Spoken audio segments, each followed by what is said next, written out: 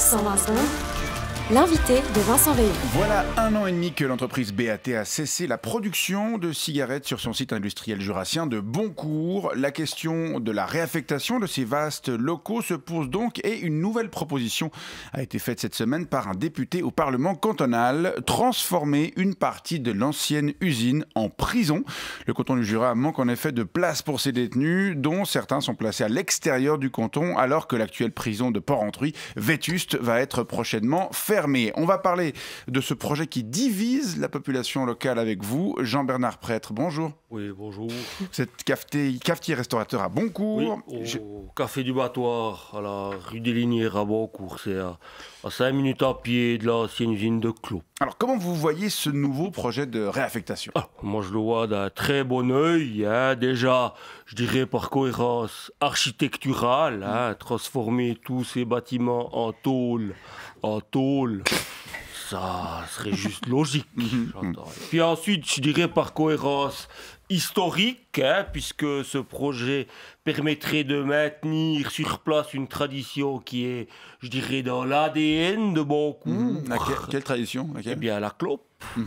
Puisque la clope et Boncourt, vous savez peut-être que c'est une histoire d'amour.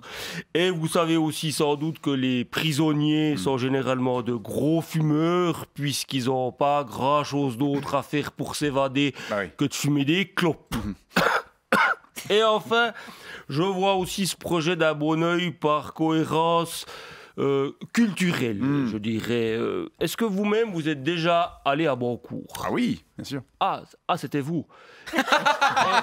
Est-ce que vous avez visité le cimetière de Boncourt ? Alors non, j'ai pas eu cette chance. On n'y trouve que des popes, des maîtres, des meusis, des prêtres, des prangués, des courbats, que des gens qui sont nés à Boncourt et qui sont donc aussi décédés bien souvent à cause ou grâce à la clope.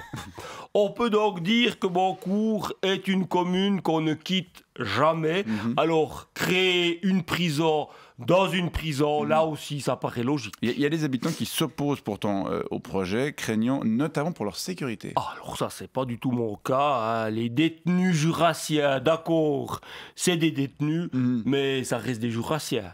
Et donc des gens sympas qui feraient pas de mal à une mouche ou à une carpe. Surtout que ces détenus seraient précisément détenus, donc pas vraiment une menace pour la population. Et même s'ils arrêtaient d'être détenus, ce qui serait par ailleurs positif pour le commerce local.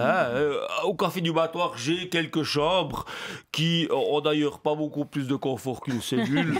C'est avec plaisir que j'accueillerai quelques jours ceux qui aimeraient se faire la malle. Et à propos de commerce, il y a aussi tous les visiteurs qui pourraient venir se faire une bonne assiette de spaghettis aux oignons avec une clope, parce qu'on peut faire les deux en même temps, Café du Battoir, moins de 80 mètres carrés, on peut fumer en mangeant, c'est très confortable.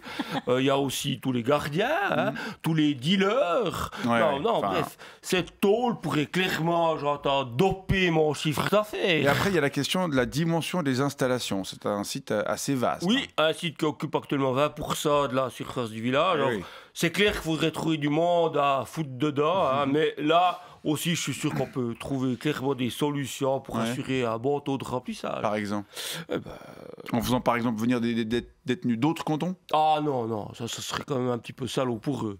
Non, on pourrait clairement augmenter le nombre de détenus de la région. Et là, j'inclus également la France voisine. Il suffirait par exemple de réinstaller des bancomates aux 4 coins du canton et en quelques semaines, la prison de Boncourt afficherait complet. Non, il y a clairement des tas de choses à faire pour redynamiser cette région. On verra comment le gouvernement se positionnera sur cette proposition atypique qui n'est pas soutenue par les autorités locales et on vous remercie d'être venu nous donner votre avis à son propos.